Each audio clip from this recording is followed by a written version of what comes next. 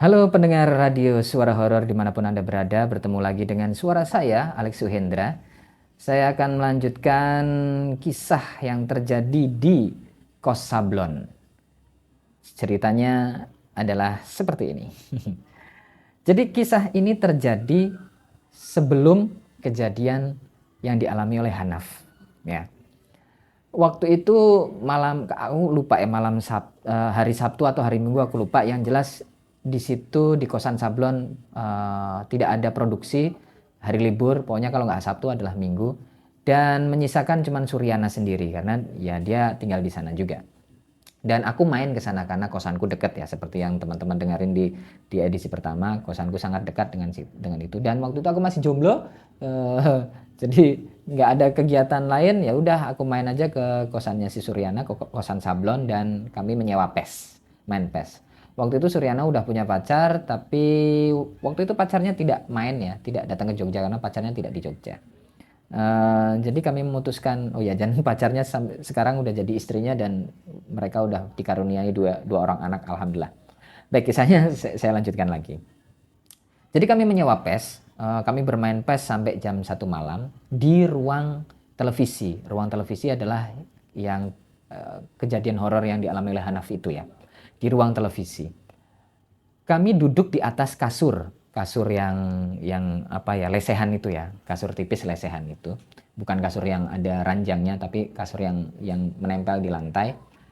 Dan di belakang kami menyisakan ada space 1 langkah lah, paling lah 1 langkah dengan tembok. Jadi kami menatap televisi tentu saja karena main PES, dan di belakang adalah tembok, tapi masih menyisakan sekitar satu langkah lagi. Kami main, asik main, tiba-tiba kami berdua itu berhenti main, terus kami saling lirik dan tatap-tatapan, dan kami merasa aneh gitu. Pokoknya kami berpikir, kok ada sesuatu yang aneh ya kayaknya gitu. Tapi kami diem-diem aja, dan kami melanjutkan main PES lagi. Dan biasanya pas main PES itu seru ya, tendang sini, oper sini, rame gitu mulutnya. Tapi setelah kami bertatap-tatapan itu, dan karena kami merasa ada sesuatu yang aneh, tiba-tiba kami main PES, tangan masih main, tapi diem. Mata menghadap ke televisi, ke layar itu, tapi diem. Gak ngobrol sama sekali, gak ada komentar-komentar di PES-nya. Dan karena kami merasa gak tahan, akhirnya salah satu di antara kami memutuskan untuk nanya. Si Suryana bilang, bro, tadi ada sesuatu gak di belakang? Ngerasa ada sesuatu gak di belakang? Terus aku bilang, tapi kami masih menatap televisi ya sambil main PES. Aku bilang. Apa coba, kata dia. Terus aku jawab, kok kayaknya ada yang nginjek kasur ya, ngelangkah. Ya, gimana sih teman-teman? Pernah kan duduk di kasur, terus entah itu kasurnya ranjang atau yang lesehan, pasti deh. Ketika teman-teman duduk di kasur dan di belakang ada yang melangkah, lebet, itu pasti kerasa deh di pantat itu. Pasti kerasa ada orang melangkah. Nah, kami berdua merasakan hal seperti itu. Terus aku bilang, iya kayak ada yang melangkah di belakang. Ya aku juga. Terus kami diam lagi. Terus gimana ini? Masih lanjut main PES apa enggak?